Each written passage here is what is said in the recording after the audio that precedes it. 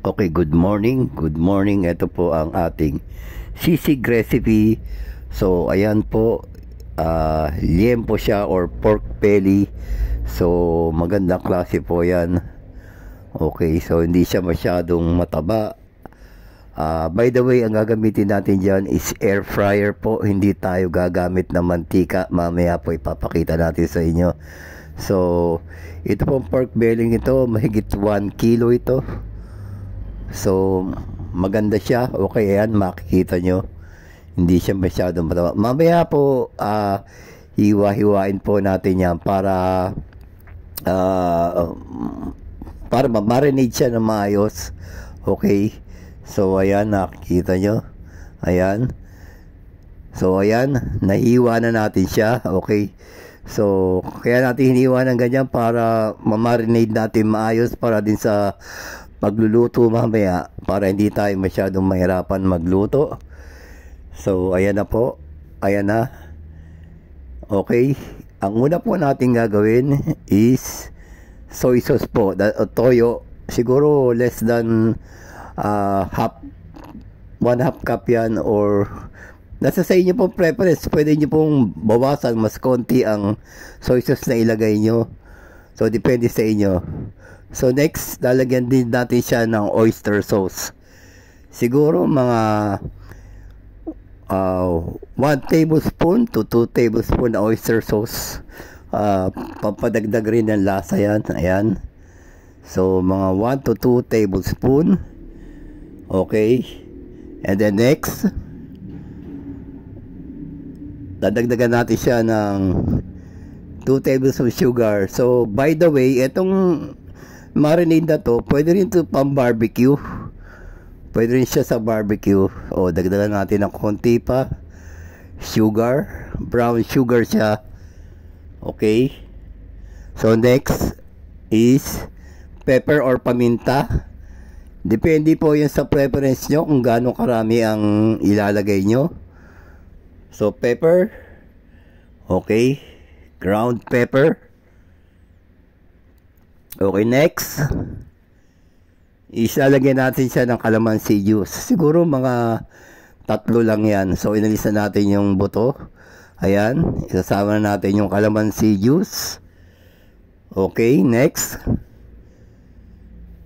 Chopped garlic or bawang. Chinap ko na siya. So, isasama natin. Sasama natin sa marinade yan. Pampasarap po yan ng ng marinade yan. Bawang na yan. So, ayan. Okay.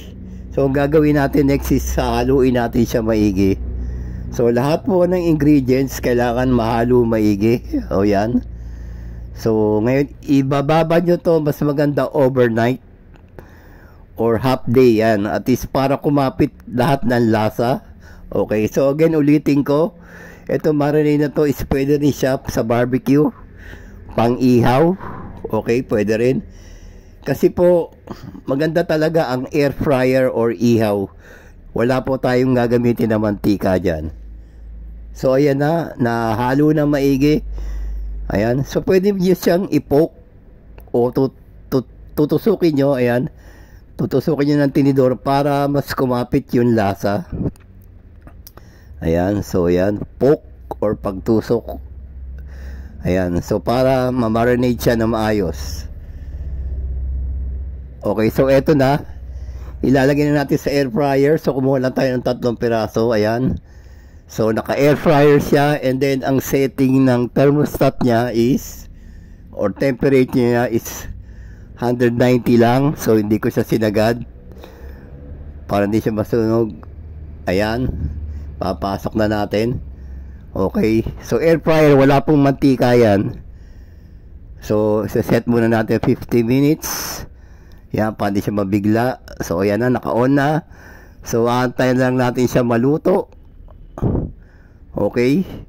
So, ayan na po. Ito, siguro mga 45 minutes na siya. Tignan natin. Check natin bago malapit na siyang hanguin. Ayan. So, mapapansin nyo, maraming mantikang lumabas sa bandang ilalim sa left side niya. Pansinin nyo, yan.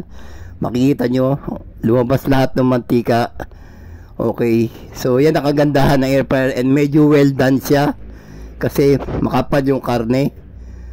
So ayan, siguro mga another 5 minutes na lang, maluluto na yan. Okay, so eto na, chinap ko na siya. Okay, so pwedeng mas maliliit yung yung chop niya. So sinamahan natin ng chop onions yan, white onions po yan.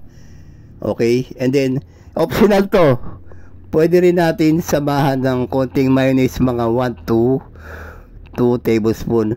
So ang iba po, dinediretso na sa sizzling plate yung sisig na yan, pero ito nilagyan natin ng konting mayonnaise. O, and then hahaluin na natin yan. And then next, lalagyan natin ng siling berde and siling pula. Konti lang yung siling pula kasi matapang siya, mangang siya. So yan, so and then hahaluin na rin natin yan. Okay, haluin natin maigi. Ayan, so eto na po. Ayan, so ayan na, nahalo na lahat ng ingredients natin. So sana po itong video ito nakatulong ito sa inyo. Ayan, so ang recipe ito, so sana po paki-like, paki-share, paki-subscribe po. Okay, so salamat po sa pagnood and God bless po.